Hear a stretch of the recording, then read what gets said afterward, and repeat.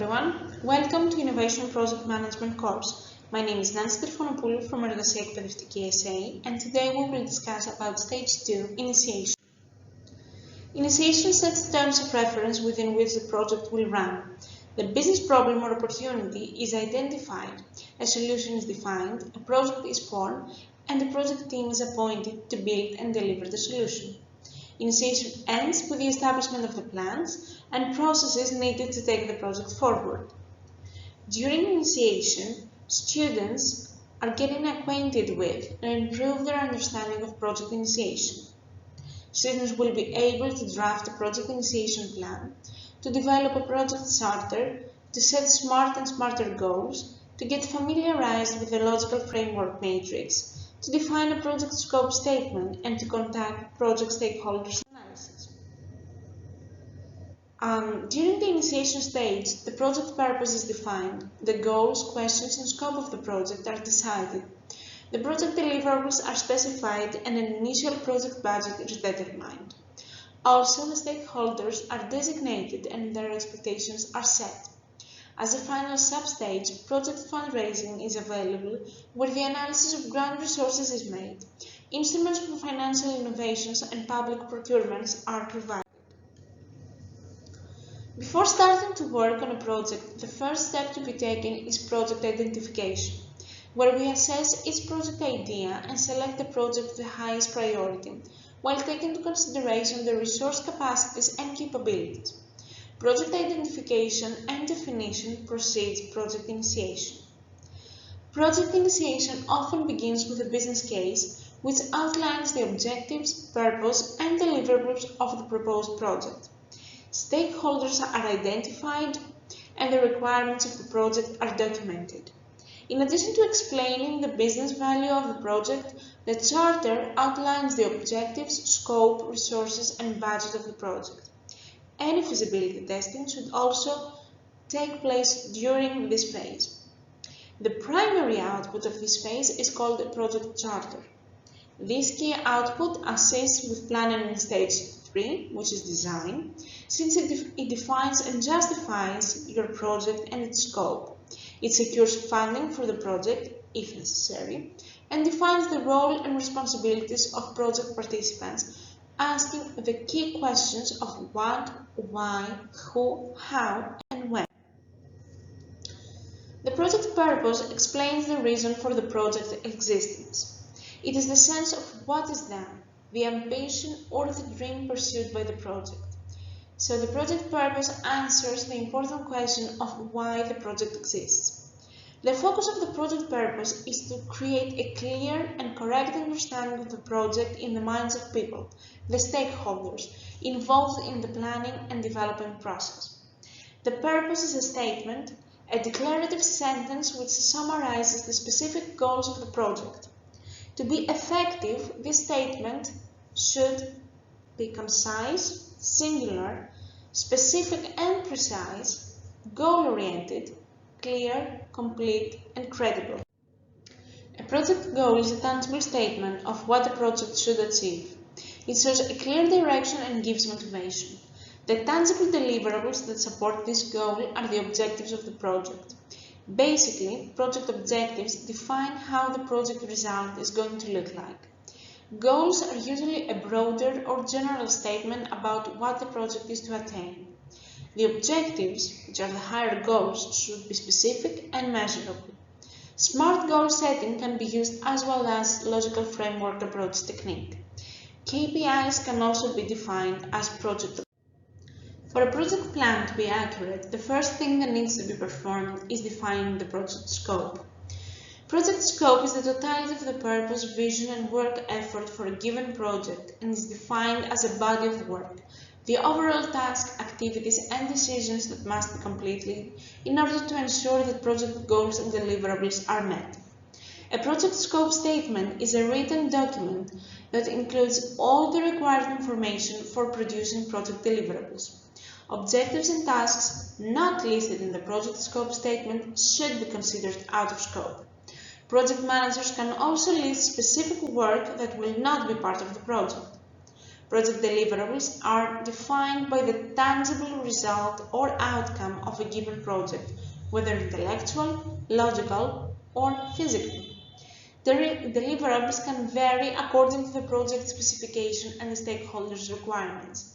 A project deliverable is a specific output created as a result of work performed during the life cycle of a project.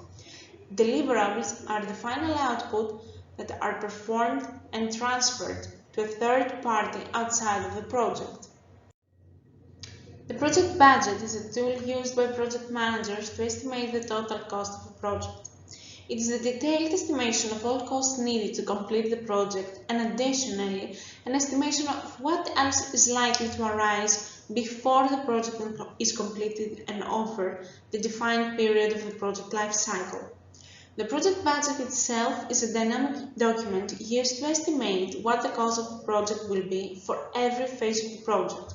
It is continuously reviewed, revised, and updated over the course of the project. The project budget is the combined costs of all activities, tasks, and milestones that the project must fulfill and will include aspects such as labor costs, material procurement costs, and operating costs. Project stakeholders are people or groups who can be affected by, or believed to be affected by the decisions and/or the activities carried out during a project's life cycle and/or by its outputs and outcomes. The effect can be real or perceived.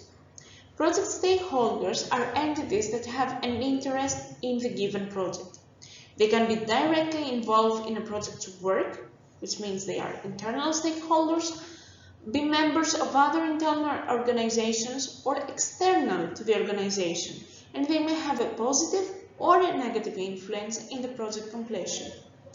To complete the project successfully, all these stakeholders must be managed and their prospects fulfilled.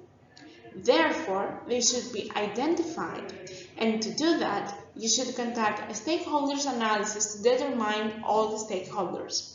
In the graph here, you can see the power interest grid for stakeholder analysis. Another important topic is project fundraising. Funding is essential to get the project started and set all resources in motion. There are different potential resources for funding depending on the aim and topic of the project.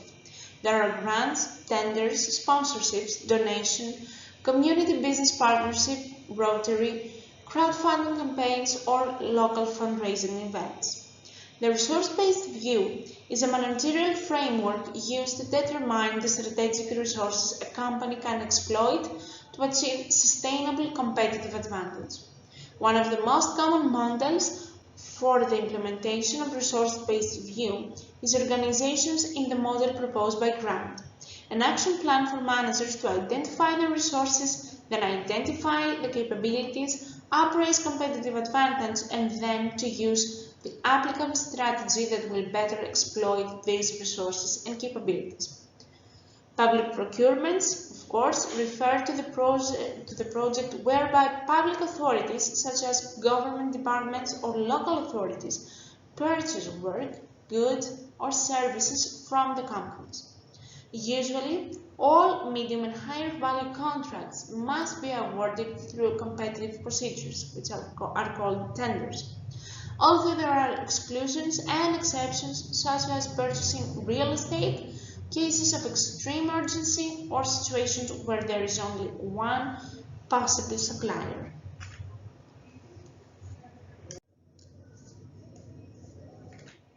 Last but not least, we have the project charter. The project charter is concerned with the documentation of the business needs, the project justification, the project requirements as of today, and the results intended to be satisfied.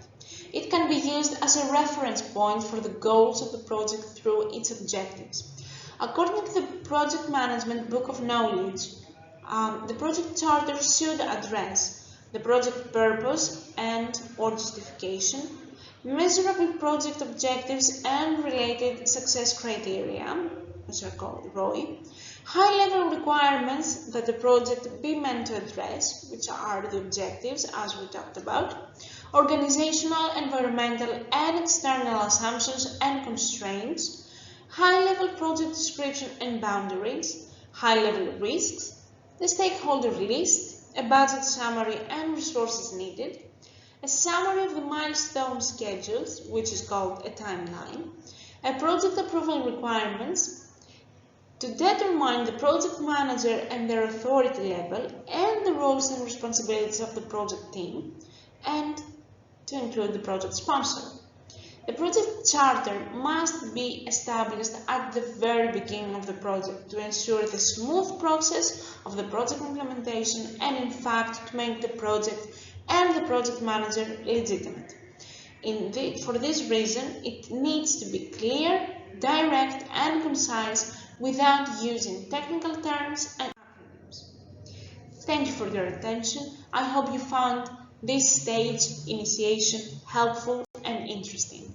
Goodbye, everyone.